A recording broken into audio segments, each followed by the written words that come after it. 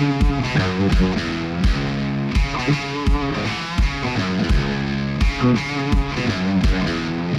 to the Ward's Way podcast.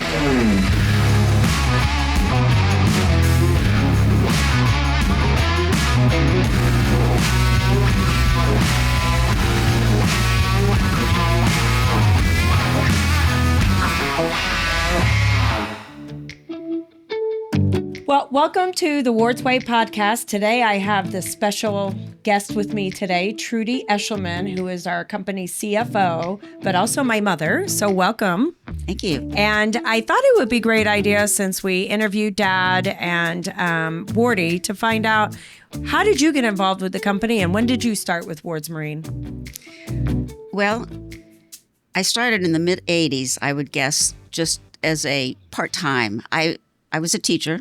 For 20 years, education, English, and guidance. And I know when we started growing the company, we needed somebody to cover for vacations for accounting. So that was my first experience around the mid-'80s. I couldn't tell you what date. And it was very foreign to me because this was before computers. And this was General Ledger books, General the big Ledger books. yellow books. Oh, Yes, goodness. Yes. And everything was on a little pegboard, all the customers and all the other orders and everything like that. So that was kind of a challenge. And then shortly after that, we did go on the computer. And I believe you mentioned that, and you were in high school or barely in high school. Yeah. And that was that. So that was my introduction. And but I was still working full time as a teacher. And then finally in 1990, I believe it was, that's where we started looking for property for this particular building that we're in right now. Yeah. And I was kind of instrumental in looking things over. And then somehow I stopped the teaching and I just became involved in the company. Ward wanted a catalog. So our first catalog, I'll never forget, was a big binder. Okay. And we had all the brochures. Like with page protectors Yes. and stuff? Oh, Okay. yes. Oh, yeah. Yes. And we had one outside salesperson. So he had It was his one binder? We only had one binder? Well, That was the catalog. that was the catalog with one binder. binder. Okay. So we've come a long way. We have.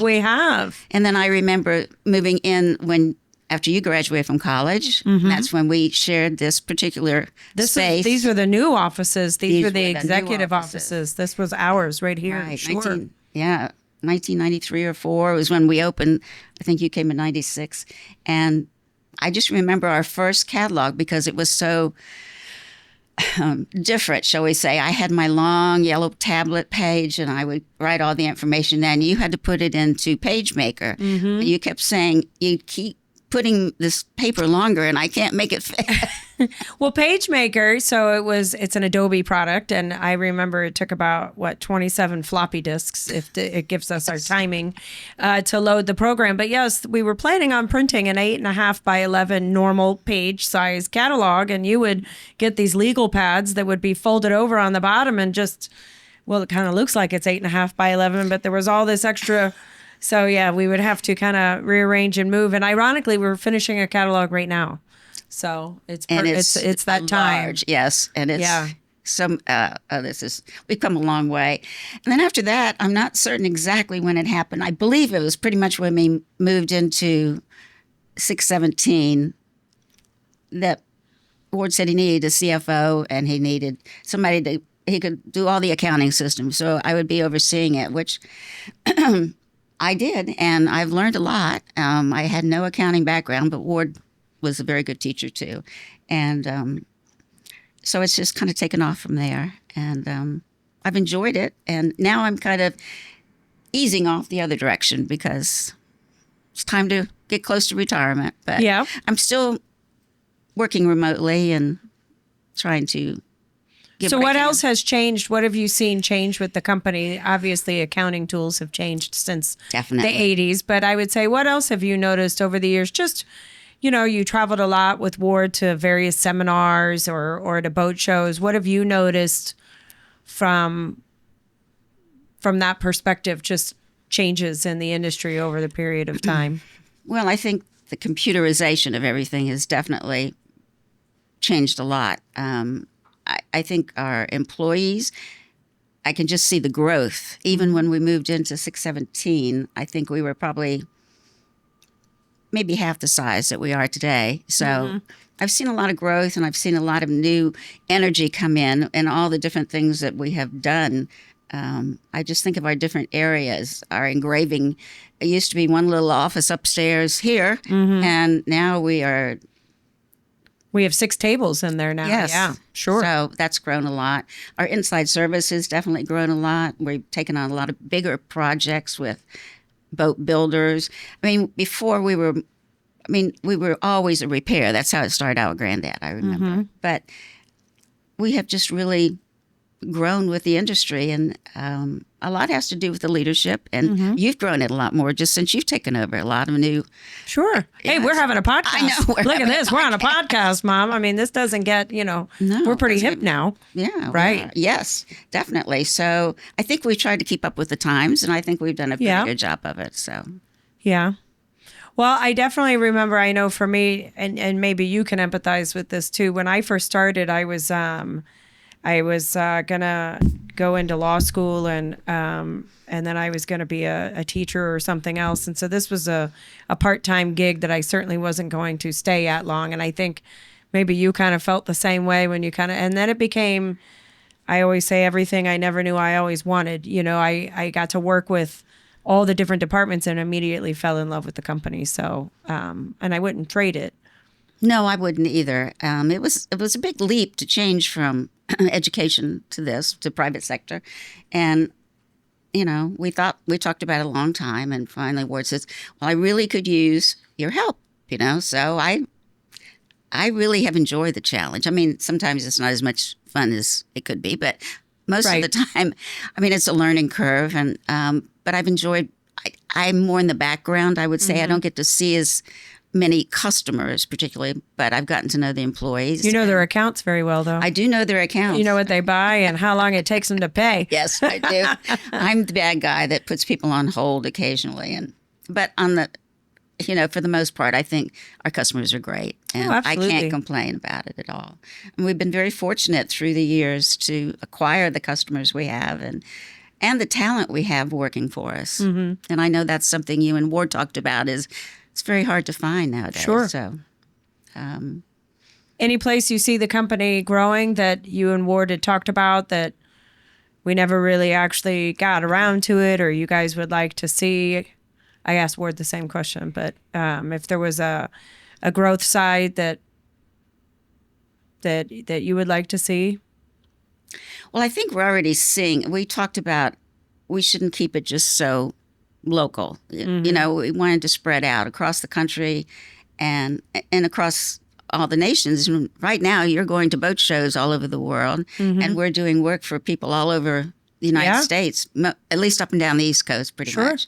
And that was, I think, Ward always had in mind a certain period of growth. He took it very slowly, but I think you're continuing that because you're spreading it out to the other countries. And that's wonderful that people from around the world know about us now. Whereas before, I think we were more regional or. And I also feel like, in fairness, that's one where technology, and we'll get into technology, but I think technology made the world a smaller place so that, through Zoom, through Teams, through airfare, through everything, we can just pop over to the other side of the world in 6-8 hours, probably any day of the week, or we can have a conference call, or we can have a Zoom meeting with our counterparts over there. And so we're able to have these normal conversations. So now technology, I know I've been speaking with a lot of guests about that as it relates to what do you feel about AI? I've asked everybody that question. And so in some cases, AI has been really helpful on a marketing side, and speaking with people that do social media. They're really embracing it. From a manufacturing side, being able to do some of the calculations of manufacturing products, it seems like. But I'm wondering on the finance side, as a CFO, do you see AI being helpful or dangerous? And there's no wrong answer. So, wow. I'm not certain I would want to turn over the finances of the company to AI. Not yet, but that could be just maybe I'm not aware enough. I know they work on algorithms and things like that, but I do believe customers, there's a personal aspect to all of this that AI can't realize. It just doesn't know. So I'm a little, say, as far as accounting right now, no, I'm not quite ready to embrace it. So, Well, and there's nothing wrong with that. We talk about, I think I've been a big proponent. Sometimes we have to stay old school, so to speak. And, we talked about relationships. We've talked about, working with our clients. And sometimes how do you keep those relationships? It's not via email, is not mailers. It's picking up the phone. It's seeing people at boat shows. That's important. It's visiting. It's going to their business. It's shaking a hand. So, I think old school also applies to finances. Let's look at the account. Let's see what they've been buying. Yes. Let's evaluate if we need to raise, because we do a lot. I don't know if a lot of people know that we have a lot of credit accounts too, which it's not that we just take Visa, MasterCard, American Express, or cash. We provide 30-day term accounts. Yes, we do. To a lot of companies and a lot of other suppliers a lot of other contractors that we're a supplier to. And so you have to help manage that and make sure that people stay within terms, because we're the bank. Yes, Yeah, we are. We don't usually charge our finance charges, so we tend to write those off. Usually. 2025, we're going to enforce them. Okay. You heard it here. No. Well, we try. I mean, some of them are enforced, and some people pay them. There's been some problem as far as they didn't get the bill, or Sure. But we do try and pick up the phone. I think that It does go a long way. And I think it does go a long way, whether it be whether the salesperson or the person who me at times, or it does, because they know they can call if they have a question too. And I think that's one thing that frustrates me so much when I'm trying to get in touch with a company and all I get is a phone tree and it just dumps me into a voicemail, and or you sit on hold. And I think we are pretty people friendly. We try to be. And I think that's always been an asset. So I don't know, but the 30-day accounts are great. All they have to do is fill out a credit app, which is on our website, and we just follow up with it. And we've gotten a lot of new customers because of that with big projects. So well, and I think it helps. It helps the boat manage. If it's a yacht management company, it helps them manage the project, so it keeps their cash flow going too. They can make monthly. And I also think it helps other contractors. Like I said, if they're trying to get a job, they can get a job done. They can get paid. They can be able to pay. All businesses have a cash flow. I remember that being kind of the number one term I used to hear from you a lot. And it is important, your cash flow, to work on that as a company. That's how people get into trouble when you lose that basic concept: money in, money out. Right. And that's always a balancing act. I mean, that's something that I check every day to see the income and the outgo. And, I run the aging once a week and things just to see if people are in behind, or if there's something I have to write off or whatever. But, it is very important to keep the cash flow going. So how has it been with, I know a lot of people, I'll ask you the question, but a lot of people have asked me about family. I know that Ward and I have talked about it a lot, about a family business. Wardy and I talked about it. How is it for you being part of the family? And what is your advice to give on a family business to others? Well, I've enjoyed working as a family very much, whether it be with Ward or you or Wardy or whoever. And advice, I guess, would be to just respect each other and listen. There may be differences of opinion on how something should be handled. So the best way to do it is, I believe in a united front, definitely.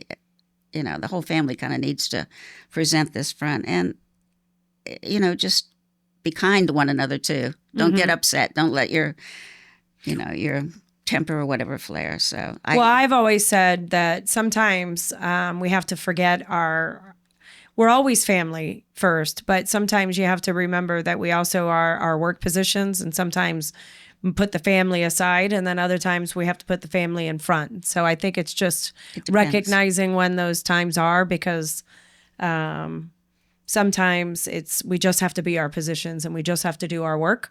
And then, other times, then it's funny, Wardy and I, one thing that we talked about is I had a hard time, and I'm sure you probably did too, but it's different, but I'll ask it. Ward is very different at work than he was as a kid at home.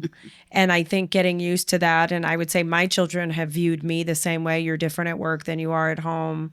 That was he the same at work as, you know, a CFO working with a CEO when you worked together at that level? There's the ward at work and the ward at home, or was he a lot more similar? I know as a parent, he's different at work than he was at home. You know, I think he's pretty much the same at home. Yeah. We've always, and maybe we have the luxury of being able to talk about things Right. at home. We're not sitting in an office or not having to sit down to a meeting or whatever like that. So I think he's pretty much similar. And having never worked really for a business, this is really the first business I've ever worked Right. for, other than the school system, which is very different. I learned a lot from him, and I think he learned a lot from his dad. He followed in his dad's footsteps a lot. Who, you know, just the customer, how to handle customers, and how. I can honestly say he really doesn't lose his cool much. No. I mean, he doesn't. He wants to solve things as amicably and equitably as he can. I mean, if there comes into something like that. So I think I've learned a lot from him. And I think he's about the same at home. Well, any words of wisdom for the future? Any wishes or words of wisdom, or where you think we'll be? And For the future, if I could have my wishes granted, I would love for some of our grandchildren to become involved in the company. And I'd love to see it become still a family business. no pressure. In case any of you are listening, Chase is part of it. So Yes, Chase is. Chase, And, yes. that's nice to see him involved in it. And he's starting from the best part, you know, the counter going, and then you just move up and you have to learn all the parts. And But everything. I do have to say, in defense, I was never going to work for the family company. Nor was I. And I think you guys kept me from boat shows at an age, because I don't understand how I never knew that there were these crew positions that I could have. I mean, I would have learned how to cook at 16 years old and jumped on board a yacht in 5 minutes. So I don't know how you were able to keep that from me. But I was not going to be working for the company. And then, you know, 28 years later, Yes. look where I am. And I wouldn't change a single minute of it. No. So, you know, there's always still time. You know, I think kids just have to kind of get their education and find their way. But I agree. I would like to We'll see do our best. the company continue and Of course. grow, and, you know, careful growth, and, you know, just keep going with the times. And that's a challenge. And but I think we have the management and all to do it. So that Well, would thank be you my for coming wish. today. Thank you. I for having appreciate me. it. Thank you.